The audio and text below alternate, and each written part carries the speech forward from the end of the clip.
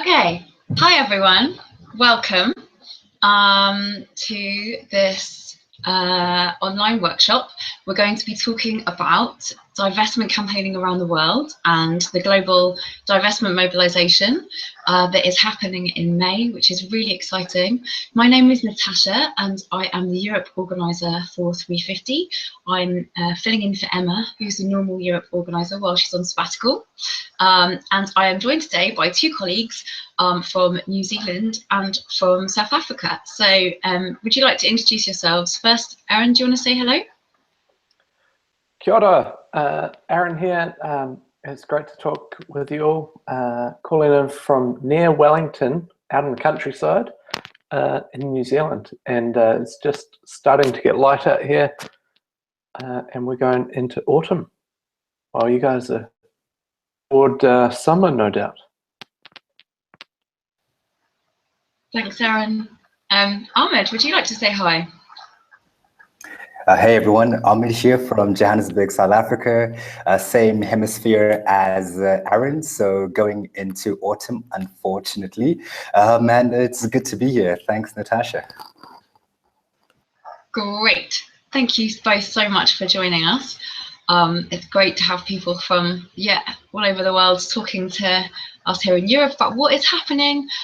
So basically, Aaron is going to be talking through the basics of organising for the global divestment mobilisation, and specifically a little bit on why we're focusing on climate impacts with this. And Ahmed's going to be talking about the divestment campaign in South Africa and what they've got planned there. So basically, you need to sign into YouTube if you want to write comments and say hello throughout. I'm just having a little look at the chat at the moment. So we've got, hi Michael from Stuttgart. I can see Layla from Brighton. Eva's joining from Stockholm. We've got Dominic joining from Marburg in Germany. Please do join us and say hello in there when you join, so we can see kind of who we've got and post comments in there. You will need to have a YouTube account and sign into that, I believe, to post into that chat box. I've got two wonderful colleagues that you can see their pictures small at the bottom of the screen. They are helping me facilitate this. Aaron's dancing in New Zealand, which is awesome. Okay, so I'm just going to quickly introduce the global divestment mobilisation, talk a bit about the campaign first, and then we're going to go over to Aaron. He'll talk to you. You'll have opportunity to ask questions and for us to kind of respond to your comments. Then we'll move on to Ahmed. Then we'll do another round of comments and questions, and then we'll wrap up. Please do post if you've got questions for any of us, for the presenters, into that chat box as we go along. Post them in there, and also if you've got questions more generally about anything that you don't understand or that you want to find out more about with the divestment campaign and the specific plans for our mobilisation. So my first slide, I think my colleague is going to share that with you, on the global divestment movement. I was really excited to join 350, to be working on this campaign because it's so successful. So there are more than 1,000 campaigns worldwide campaigning for divestment from fossil fuels across 6 continents. And so far, there have been nearly 700 divestment commitments, which are worth more than $5 trillion, which is just absurdly successful. It really shows that this campaign has legs. And you might have seen in the reminder email that we sent out about this, comments from the Shell chief executive basically saying that buy-in for this industry is just being lost. He thinks that's a major challenge to the future of the fossil fuel industry, which of course is exactly what the divestment campaign is all about. Here in the UK, where I'm based, I'm talking from London at the moment, there are more than 100 campaigns targeting universities, local councils, pensions, churches. We've had more than 100 wins, including a quarter of universities. I think that's gone up now, 9 councils and 4 pension funds. So the pressure is really ratcheting up on the fossil fuel industry, which is why we've decided to coordinate a global divestment mobilisation to have a moment where these campaigns all over the world are kicking off. And so, yeah, this is the second slide, which I hope you can see. So from May the 5th to the 13th, thousands of people everywhere are coming together in communities to highlight the impacts of investing in fossil fuels and demand that institutions divest. It's a distributed action everywhere. It's linking to climate impacts, and the targets are whatever university you have a relationship with. Could be a faith institution, a local council, a university, your bank, your pension fund. And then just onto the third slide, we've already have more than 70 events registered in this period of action across 5 continents. Here in the UK, we've got 15. There is a great blog on the 350 blog pulling out some of the more exciting events that we've got coming up. But yeah, basically the divestment campaign is all about people power, exposing the immoral underbelly of the industry and ruining their social license to operate. And what we'd really like to see happening with this mobilisation are events to get more people involved. I'll be talking about the other webinars that we're hosting later on at the end of this. But yeah, we're going to have one on how to grow your campaign and how to escalate it. But yeah, I will now, without further ado, hand over to Aaron, who's going to talk a little bit more about what exactly we have planned. Great, thank you, Tasha. Good morning, good evening, everyone. So my role is the Climate Impacts Coordinator for 350.org, and I also am project managing the Global Divestment Mobilisation. So we are putting a focus on the impacts of climate change through the Global Divestment Mobilisation to really really answer the why are we doing divestment, and to put it strongly in the spotlight and to hopefully reach new audiences with divestment. And so on the Global Divestment Mobilisation website, we've crafted an organising guide. There's 9 steps in that organising guide. And most of it is pretty straightforward, but there's also some detail in there around how do we make this link to climate impacts with divestment. And so I'm just going to run through the organising plan quickly and really just focus on how we make that link to climate impacts in our organising of events for GDM. So if you go to the link, which hopefully has been shared, you can, is globaldivestmentmobilisation.org/organising guide, and you can see there's come up on the screen there, hopefully. So the step 1 is bringing together a coordinating team, and all I'll say about that is just to remember to put time into thinking about how your team works together. You want to come out of GDM stronger and energized. And then step 2 is about inviting people to join you. And I think you are the experts at inviting people to join you. And I think if you haven't already, check out the power analysis tool linked in section 3 of this guide to help think about who you can invite that will build power with your campaign or event. So then step 3, which is plan with your team. So here's where we get a bit more detailed. This GDM, we want to be really good at telling the story of climate change, not just in how it affects people in other parts of the world or deep into the future, but how it affects you and me now. So it's really about bringing climate change home and creating connection points for our audiences. And if we, as organisers and campaign teams, can talk powerfully about how climate change is impacting the things that I or you care about, then we can make climate change more accessible and immediate for people. So if you scroll down to where it says organising around climate impacts and click the words meeting plan, here's how to get started, you'll see a suggested outline to take your group through in a meeting.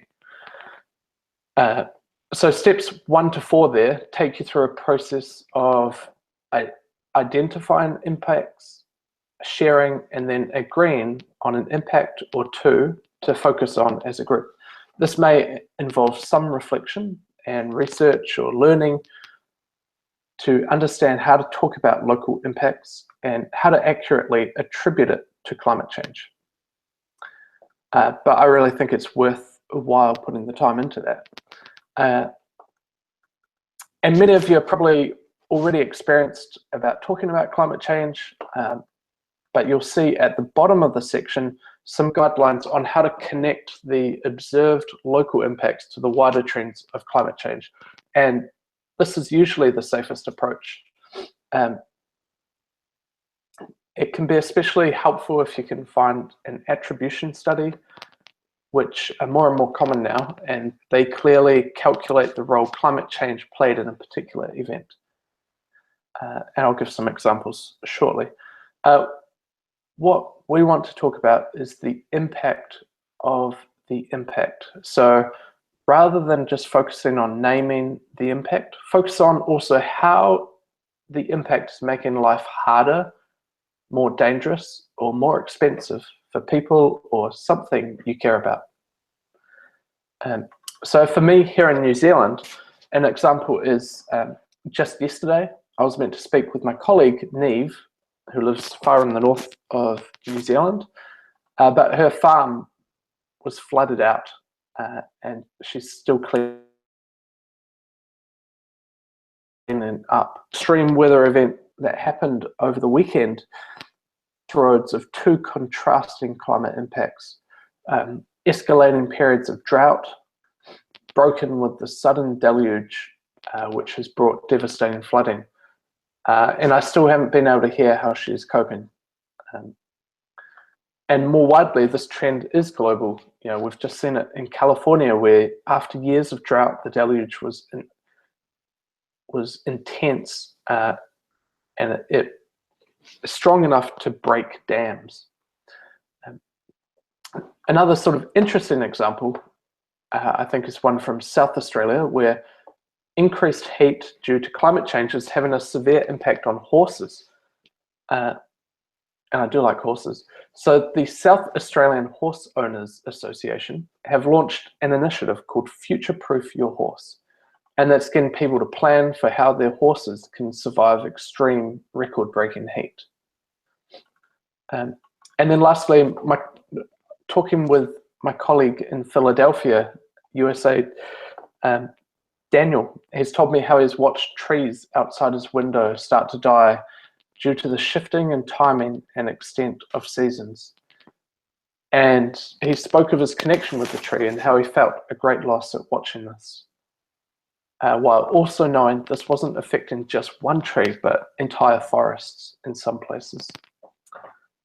So some of us will have really dramatic examples, flooding, heat waves, wildfires, while others will have more mundane examples. And it's those mundane examples that are important as well to talk about, because they can be, you know, sometimes unexpected, but they also show how climate change is affecting us all.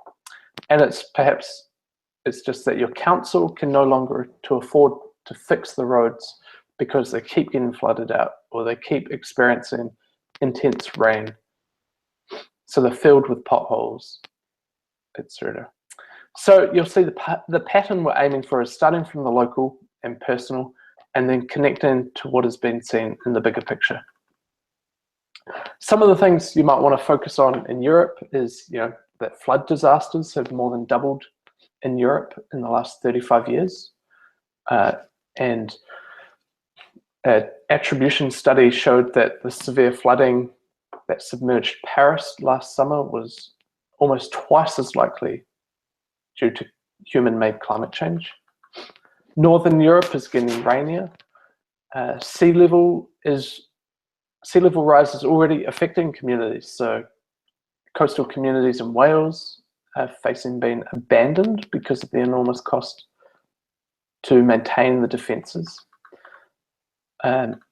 there's several extreme summer heat waves that have killed tens of thousands of deaths, and 10 times more likely because of climate change.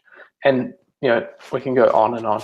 So take something, localize it, make it personal, make it emotive. And then the last part is step 5 and 6, and that's how you will bring a focus on the impact or impacts that you select as a group into your GDM event or campaign. And we've really made it open, and there's a variety of ways which you can decide how much emphasis to put on impacts. So at its simplest, it might just mean talking about impacts in your communications as the reason why divestment is so important now. But it could also mean designing your entire GDM event around the impacts theme. There are some guiding questions there to help you think through the connection you want to make and how to build it into your narrative. There are also some action ideas which you can click through to on the link included there. And we really encourage creativity. So then just looking at the last steps in the organizing guide, you've got logistics, get organized. Step 5, spread the word. And this is a chance to try and reach new audiences through the power of your storytelling and connect them to the divestment ask. So then you've got step 6, create your visuals. This is where you can make clearly visible the climate impact and make the call for divestment. Step 7, inform the media, and there's a great media kit to help you out there. And then take action, and that's where all the fun is. And then lastly, report back. So they're the key steps, and that's all from me now. And I think we've got some time for questions and discussion. Great, thanks, Aaron. Yes, there is. The guide is pretty thorough, and it's really good to be talked through it and all of the different steps there. Hopefully, there's enough information there, and with what you've heard, to be able to adapt that and take action where you are. Like Aaron was saying, it's all about bringing in the local impacts and making it emotive and being creative and having fun with it, basically. So we would love to take questions, get your comments, all of those sorts of things. I know that we have had a few questions so far. I'm just having a look.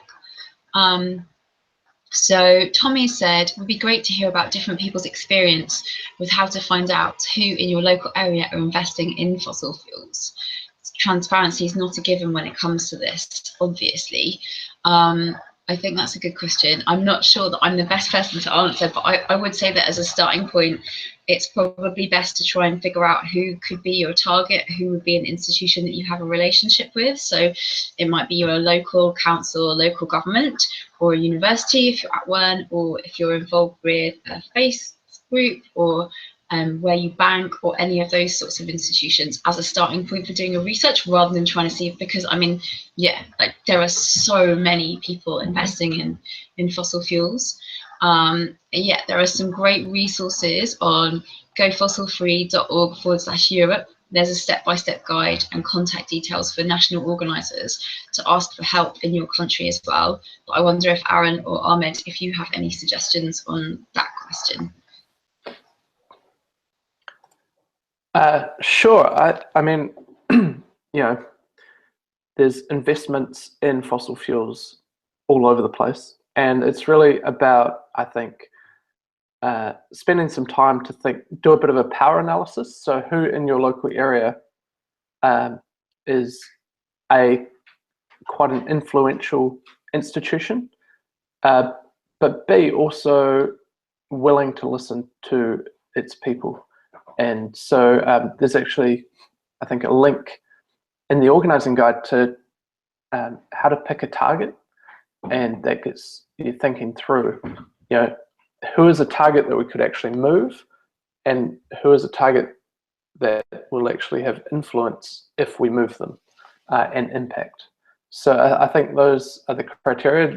And I just think, I think a good way to go about it is just to have a creative brainstorm where you just throw out all the possible targets, and here in Wellington, the Wellington City Council doesn't actually have any investments in fossil fuels, but we're also pressuring them to come out and make a statement about them, because having a city make a pledge that they're never going to invest in fossil fuels is still a useful and strong statement to make.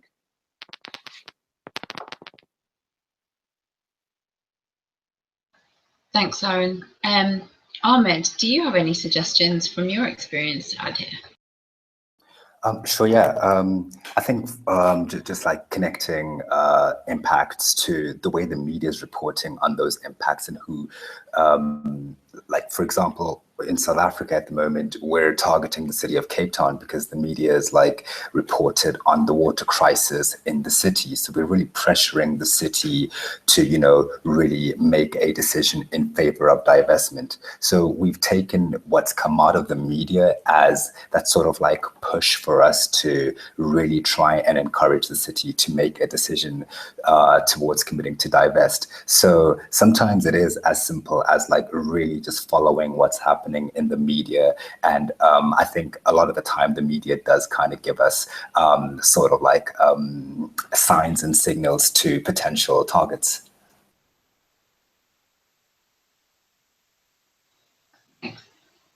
So yeah, another question that I think it might be good to answer is, what are some of the things to be aware of in terms of being sensitive to the communities impacted by climate change if you're planning a creative action to highlight that impact? Aaron, have you got ideas about that? Yeah, and this is really at the part of the goal of this GDM is to have people talking about how climate change impacts me or someone I care about, partly because talking about how climate change impacts other communities can create I guess difficulties, and ideally you want to spend time building a relationship with those impacted communities, or at least understanding how they would like to be portrayed, and how their images or their stories would like to be used. So at 350, we certainly try to take a lot of care with how we engage with impacted communities, and don't try to rush into things and just sort of take stories and just use it for our own purposes. So that's partly why we want to bring it to the personal as well, because there are stories that we can have control over as individuals, or it's much easier to reach out to a friend or a family member or someone local to go and meet with them and think about what can we give back as well to them if we're using their story.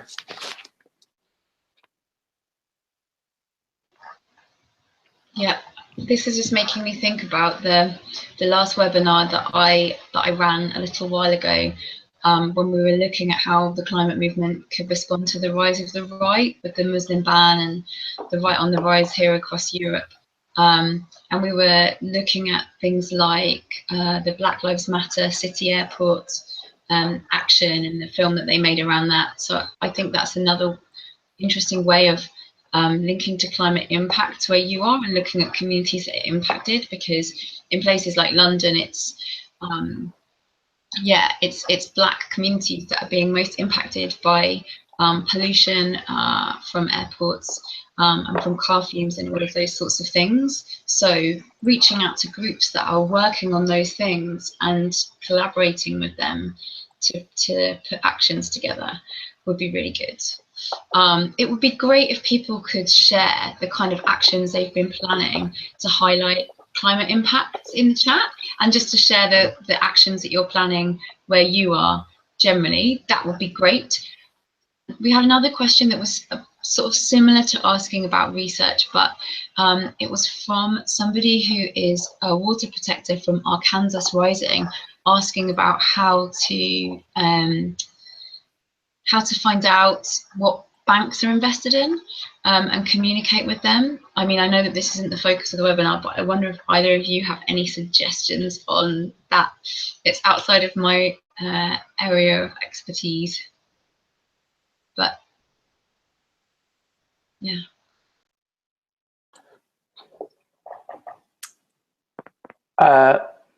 Yeah, I haven't personally done much investigating of banks lately. I've certainly occupied a few banks, but you know, there is organizations like Bank Tracker and others that provide resources on what, and Market Forces is one for Australia and New Zealand, for example, but I'm pretty sure Bank Tracker in Europe tracks where banks invest their money, and it provides a breakdown. So there are some really useful resources. Also engaging with your bank and just writing to the manager, that's a really useful exercise in itself, because it makes the bank respond and have more, you know, see that its customers are concerned about climate change. And so actually we've had a bank here in New Zealand, it's just about coming out to commit to being fossil free because of customers asking about where they're investing and asking for a fossil free bank. Don't know if you've got anything to add there, Ahmed?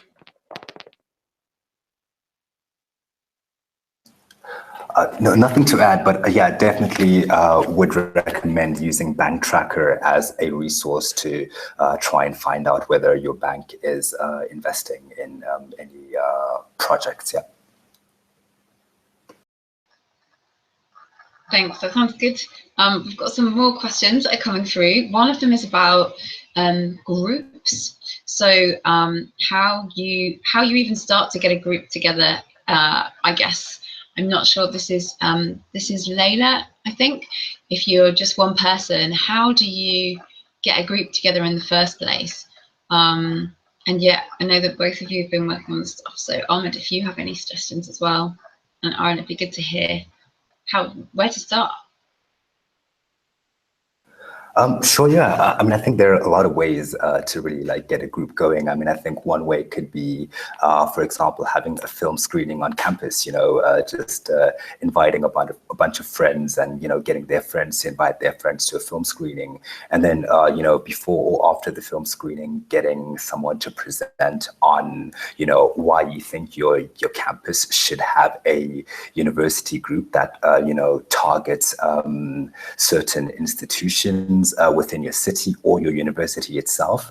And I think that's one of the easiest ways of really getting a group going. Also, maybe chatting to academics that might be, you know, that might have a very favorable position on, you know, I guess, fighting climate change. I think going to people who have some sort of influence could help you in setting up a group on campus or in your city. Great, that's a really good idea. I think film screenings sound like a great way of bringing people together. But yeah, I mean, whether it's if you're not on a university campus, you could look at organizing a film screening, yeah, somewhere sympathetic, like maybe in a cafe or like an art center or any kind of space that you can get, and just try and promote it with local networks. I mean, those are so different depending on where you are, but yeah, try and find groups on Twitter and social media to kind of promote events. Is the sort of things that I've done in the past, like set up a Facebook group for it, try and get your friends to share it and tap into local networks to kind of get the word out. If you can get someone as an interesting speaker to come along and introduce it as well, that's always good.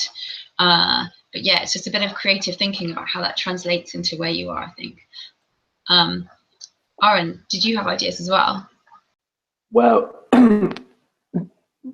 just to really, as a first step, I think, is finding one or ideally two other people that share a concern about climate change and are up for starting to organise together, and then just a process of thinking, what can you focus on? Who are the groups you can outreach to?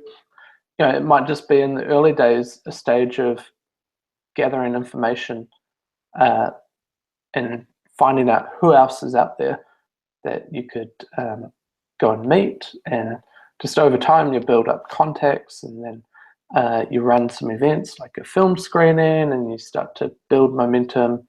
And I'm sure a 350 local organizer staff support might be able to help you connect up with some people as well.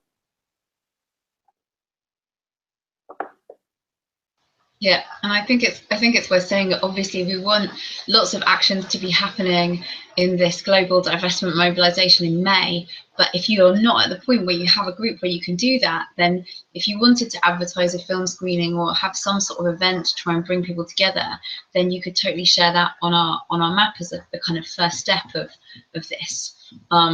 But yeah, I mean, this is an ongoing campaign as well, so it's not like this is the only opportunity to take action. We're just trying to get lots and lots of energy with actions taking place around the world to really kind of give the campaign a bit of a push and take it to the next level. But it's not the only opportunity to get involved. There'll be lots more opportunities. Just going to take one more question before moving on, because I think there was one left. Yeah, has anyone working in an organisation found natural allies in any particular department? I guess this is as much for people tuning in, if you've been running campaigns yourselves, as people on the panel. I know I'm thinking of, I can't remember where it was, but in my research for some of the resources that I'm making for this global divestment mobilisation, I found a recording of an interview we did with a divestment campaigner in the States, I believe, who was saying that actually the union turned out to be massively on board at the university they were campaigning on, and they managed to engage staff by engaging union reps. Yeah, so I think that could be a useful way. Aaron and Ahmed, have you got ideas about allies in organisations or who you could go to start with?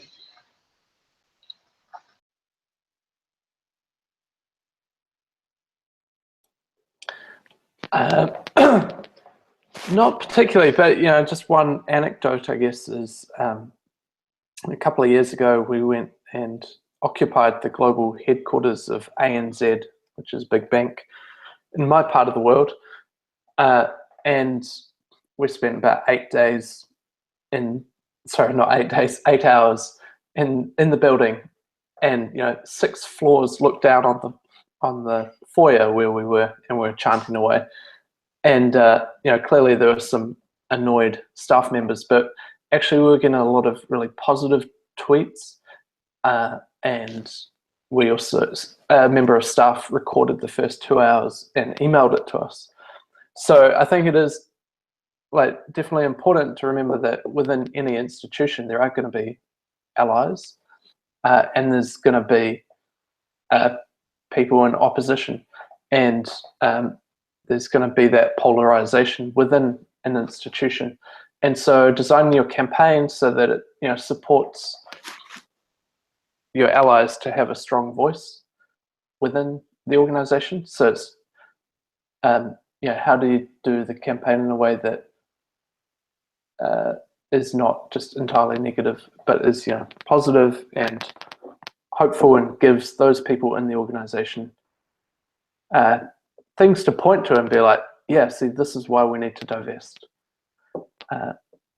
And then also making sure that you have open lines of communication so that they could reach out to you if they want to. Ahmed, did you have any suggestions about allies in organizations? Well, I mean, it's a really difficult question to answer because if we're talking about natural allies, like, I mean, I think a lot of our allies have been, other environmental organizations that, like, deal with a whole host of environmental issues, so they've been very easy allies to really, absorb into the divestment movement here. But beyond that, I'm really at a loss for words because it's not an easy question to answer. But I don't doubt that that it is possible to find allies outside of climate and environment organizations who would be quite supportive of the movement. So it's as Aaron says, it's about just going in there knowing that there will be some people who might oppose what you're trying to fight for, but it's taking that balanced approach and trying to win people over slowly but surely. Great, thanks. And so just to say really quickly, it's also worth reaching out to the thousands of fossil groups that are already out there. So if you go on gofossilfree.org or on Facebook or Twitter on Fossil Free, you'll be able to find a link to the map that shows where groups are. So if you're looking at starting your own group, it's worth seeing if there is something near you already, and if there is something near you but not near enough, you could reach out to them and ask them for support, and they might be able to give you some tips on your context and how they began their work. But now I'm going to pass over to Ahmed to talk about divestment in South Africa and some of their plans as part of the global divestment mobilization. So Ahmed. Great. Thanks so much, Tasha. All right. So, I mean, divestment in South Africa is a fairly sort of new campaign that we're running in the country. We're actually trying to run it across the continent, but for now, just given our capacity, feel that it is something that we want to first establish in South Africa and ensure that it takes root in South Africa before trying to spread it across the continent. So with the, I guess, GDM coming up, and in South Africa, we're wrapping up protracted droughts. We know that we're moving far too slowly in the face of rapidly increasing climate risks in the country. And also the South African government is increasingly, I think shying away from some of the commitments, some of the climate commitments it has made, and really investing a lot more in fossil fuel infrastructure projects. So for this year and for GDM this year, our strategy is to really try and build a base for the campaign, and really try and focus more on youth mobilization and engagement, and also really engaging with more frontline communities. So I think for us, the biggest value of having GDM in South Africa is that one of the reasons South Africa managed to pull itself away from the apartheid regime was because divestment as a tactic that took hold in about the 1970s and 80s, specifically from American universities that opposed the political system at the time, applied divestment as a tactic to keep companies from conducting business in South Africa. The end goal was to support at was to force the South African government to end apartheid. The attention this raised forced many corporations to, follow suit, divest from South Africa. And by 1990, more than 200 US companies had cut ties with the country, resulting in the direct loss of about $1 billion worth of investment. So we now fast forward to the 2010s, and with climate impacts taking us into uncharted territory, impacting the most vulnerable people worldwide. Divestment as a tactic is proving to be a solution that is, in South Africa, more so gradually addressing the political failures of the climate crisis. While the campaign is still in its infant stage in South Africa, we have seen 2 divestment commitments from the Anglican Church of Southern Africa and the Desmond and Leah Tutu Foundation. Alongside, we have active campaigns on several university campuses, including the University of Cape Town, which we're hoping will become the first African university to formally commit to divesting from fossil fuels. And this is following an overwhelming overwhelming support for a motion that was tabled at the university's assembly about 2 weeks ago, calling for the university to divest. Although that motion was non-binding, I think it really did signal quite a moment for the university. We're also working with other universities who are all at different levels of organizing and campaigning, and pushing for their institutions to shift their financial assets from the fossil fuel industry by really creatively stigmatizing the fossil fuel industry. We're also targeting, the city of Cape Town, which is going through one of the worst water crises the country has ever seen.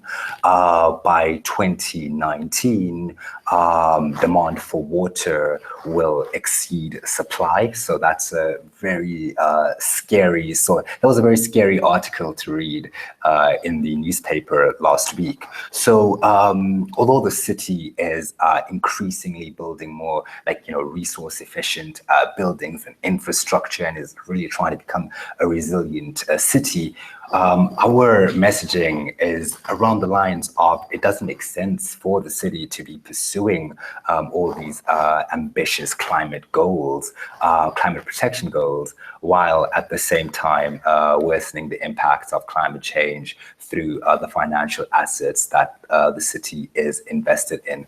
So we're really pushing for the city to address the political failure that has been, and really demonstrate some climate leadership, and really use that leadership to push other cities in South Africa to divest.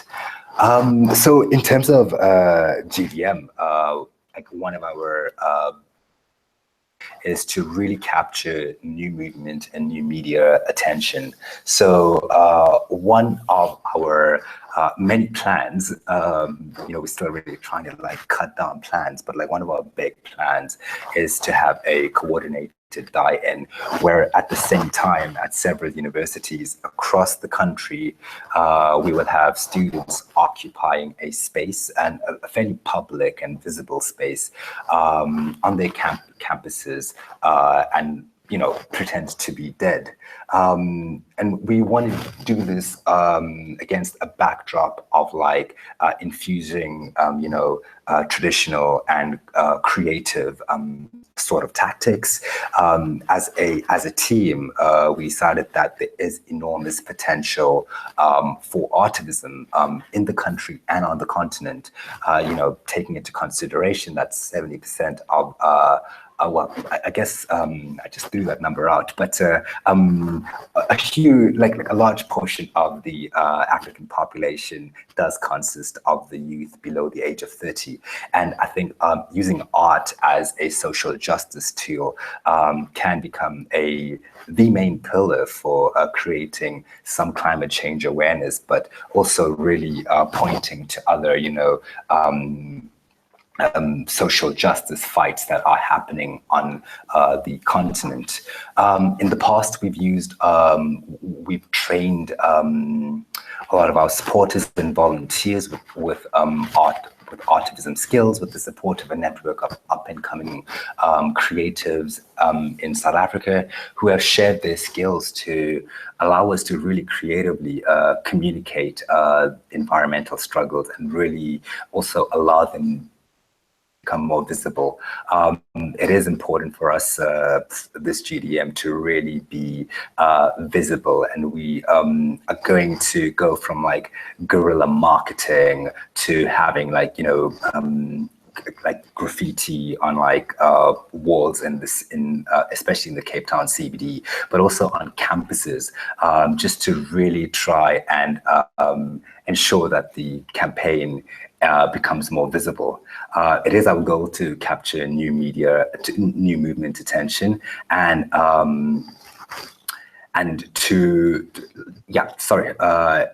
to capture new media attention. But I think more importantly, it is to really try and absorb as many people into the movement as possible. And I think for us, there's no better way than doing it through art and activism. Thank you.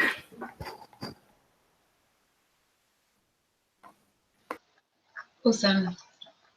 Thanks very much, Ahmed. It's great to hear about the campaign happening in South Africa. One of the things that's really excited me about joining 350 and working on this campaign is to see the spread of different contexts that it's running in, as well as how successful it is.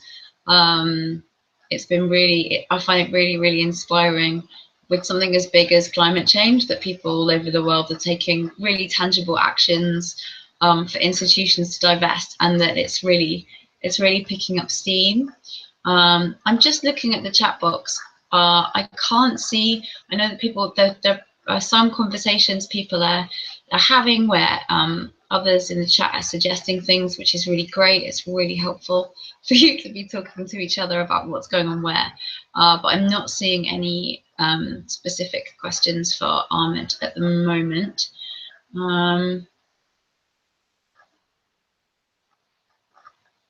Yeah, I wonder if you could talk a little bit more about what you're planning for the actual the GDM.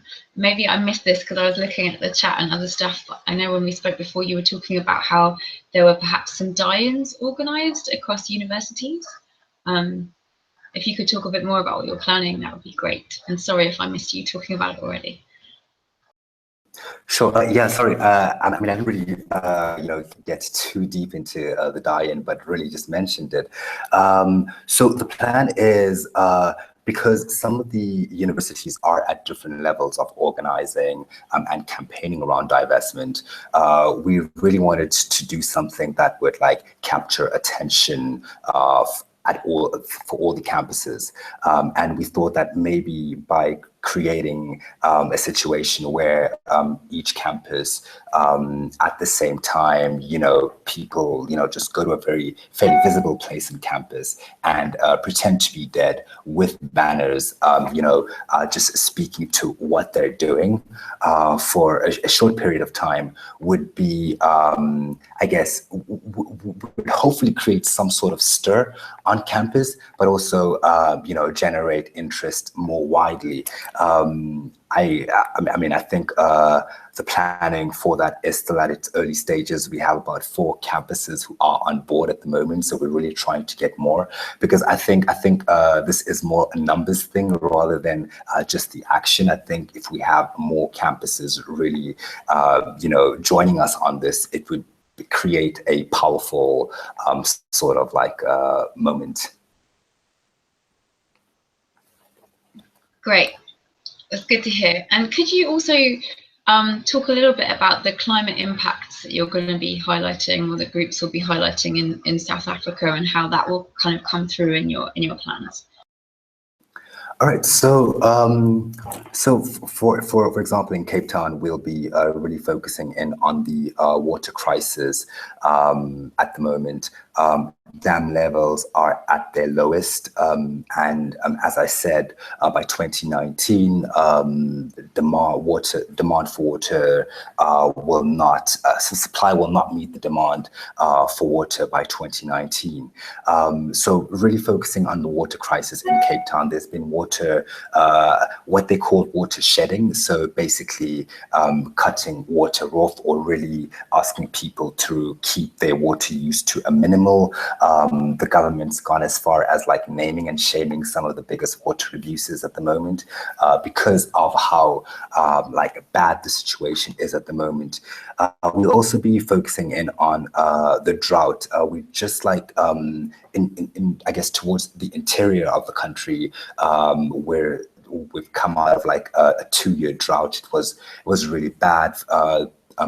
Last year we had a bread march because in terms of like food prices skyrocketed last year simply because of the drought that had been taking place over the last 2 years.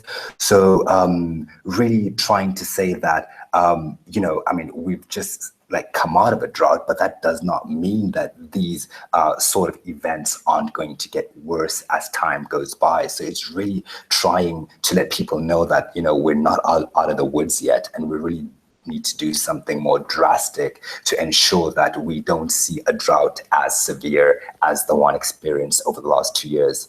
We also have a lot of flooding happening, torrential rains, in the north of the country, a lot more of those happening. So we're seeing more severe weather patterns. So really just trying to connect to those severe weather patterns. But I do want to go back to a question that was raised in Aaron's session earlier on about you know, connecting with impacted communities, because a lot of the universities and a lot of the targets that we're asking to divest are based in urban areas.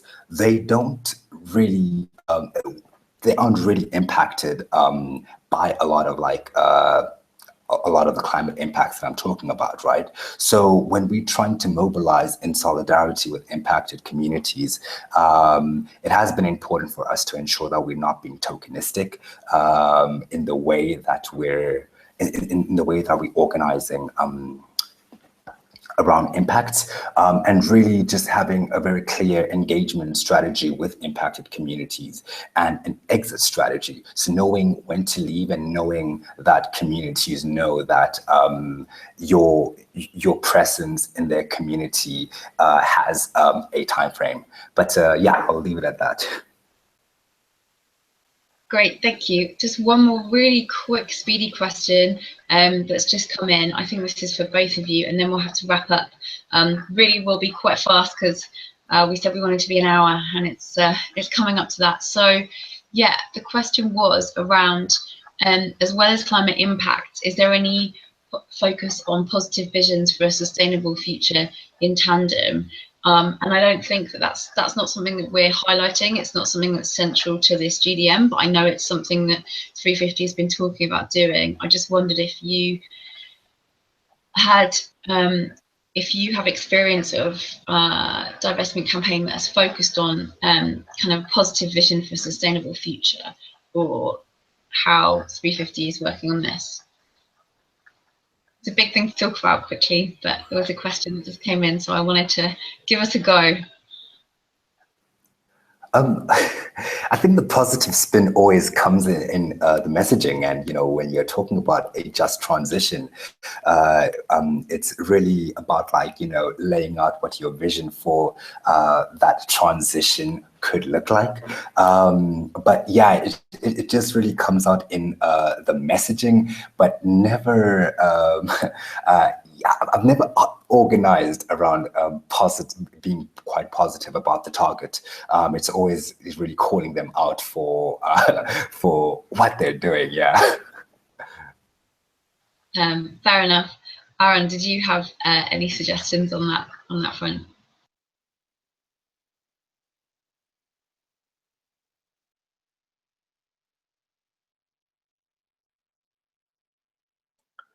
No, just backing up Ahmed, really. Yeah, cool. All right.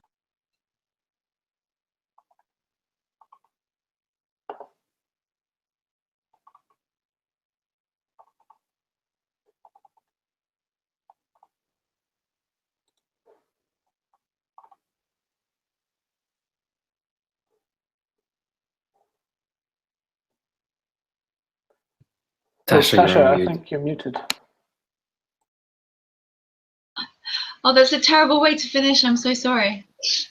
Okay, so yeah, thanks everyone. I feel like this has been really helpful for me to hear a bit about what's going on around the world.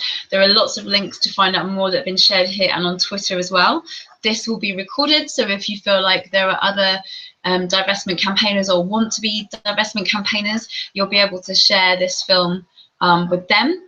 We're going to also have more web workshops that I will be hosting. We've got one next week on Wednesday the 22nd, which is about how to escalate your campaign. So if you've been running a campaign for a while and it's a bit stuck, trying to figure out how to take it to the next level. We've got speakers from Edinburgh University and from Fossil Free Berlin talking about how they won on their campaigns by kind of ratcheting up the pressure and changing their tactics. And then on Tuesday, the 4th of April, we're going to have a webinar on how to grow your campaign and get more people involved, and how to use this global divestment mobilisation and the actions that you're coordinating with that to bring more people on board. Yeah, so please register your events at globaldivestmentmobilisation.org and join the Facebook event. I think that's been shared in the chat. And yeah, if you haven't got the final details of your event worked out yet, still please share them. We've got events up there where the groups are still figuring out exactly what they're going to do, but just so they've got a kind of day in a rough place, and then other people can see and then approach you if they want to get involved. And yeah, it's very exciting that this is happening everywhere. The divestment campaign has had some incredible university successes recently. So last week there was amazing progress with King's College in Bristol, and this week we've had 3 more universities in Ireland, Sweden and the US commit to divesting. It couldn't be more exciting in terms of the momentum building up. So yeah, thanks to everyone who joined. Thanks to my colleagues that you can't see in the background who've been helping make this work and been reminding me that I'm muted when I'm talking to you. And massive thanks to Aaron and Ahmed for joining us and speaking as well. Thank you so much, and all the best to everyone out there organising. It's inspiring to be able to connect up and go GDM. Woo. Great. Thanks so much, everyone. Take care. Thanks, guys. Good night. Woo.